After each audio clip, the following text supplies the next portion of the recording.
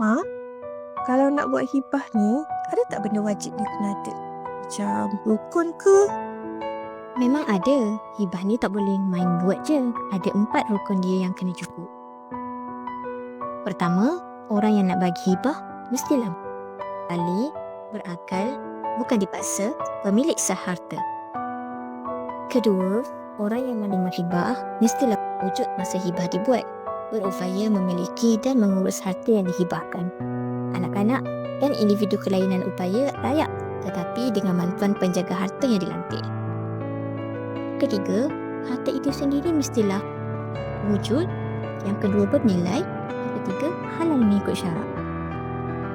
Keempat, lafaz kena ada ijab dan kabul. Maksudnya, jelasnya si pemberi nak bagi dan penerima setuju terima.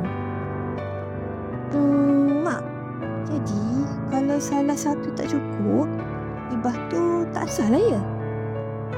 Betul, sebab tu kena hati-hati. Tapi, walaupun cukup rukun, kalau tak serah betul-betul, masih belum sah.